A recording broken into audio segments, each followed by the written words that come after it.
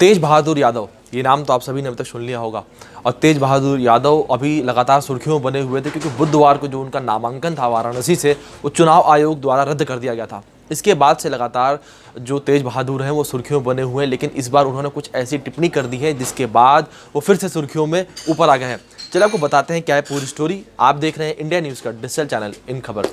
जी हाँ, खबर इस समय तेज बहादुर यादव को लेकर है। तेज बहादुर यादव ने इस समय बीजेपी के ऊपर गंभीर आरोप लगाए हैं। उन्होंने इस गंभीर आरोपों में बीजेपी को लेकर ये आरोप लगाए हैं कि बीजेपी की तरफ से बीजेपी के एक नेता ने उन्हें 50 करोड़ रुपए तक की रिश्वत देने की बात कही थी और उनसे ये कहा था कि केवल वो वाराणसी से प्रधानमंत्री नरेंद्र मोदी के खिलाफ चुनाव न लड़ें, इसके लिए उन्हें 50 करोड़ रुपए दिए जाएंगे। लेकिन इस बात को लेकर उन्होंने ये भी आगे कहा, और जब उनसे पूछा गया कि कौन से वो नेता थे और बीजेपी के कौन से कार्यकर्ता थे, किसने उन्हें 50 करोड़ रुपए ऑफर किए थे प्रधानमंत्री नरेंद्र मोदी के खिलाफ चुनाव न लड़ने के लिए, तो जब उनसे ये सवाल पूछा गया तो उन्होंने इस बारे में जवाब नहीं दिया और उन्होंने जवाब देने से मना कर दिया। और साथ ही ये भी कहा कि अगर मैं ये जवाब देता हूं तो मेरी जान को खतरा है। मुझे ये कहा गया है कि अगर मैं नाम बता दूंगा तो मेरी हत्या हो जाएगी। अब ऐसे में हर तरफ ये खबर उड़ रही है कि बीजेपी द्वारा तेज बहादुर यादव को 50 करोड़ रुपए की रिश्वत देने की कोशिश की गई थी।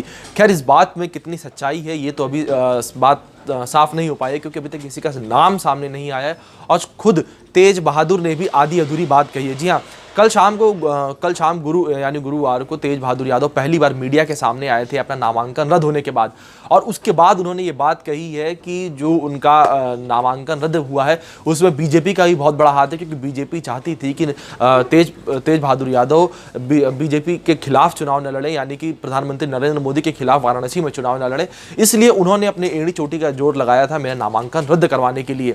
और ऐसे में जब उनका नामांकन रद्द हो गया, उसके बाद जब कल वो मीडिया के सामने आया, फिर उन्होंने बीजेपी के ऊपर इतना बड़ा आरोप लगा दिया कि 50 करोड़ की घूस उनको देने की बात कही गई थी कि वो प्रधानमंत्री नरेंद्र मोदी के खिलाफ चुनाव न लड़े।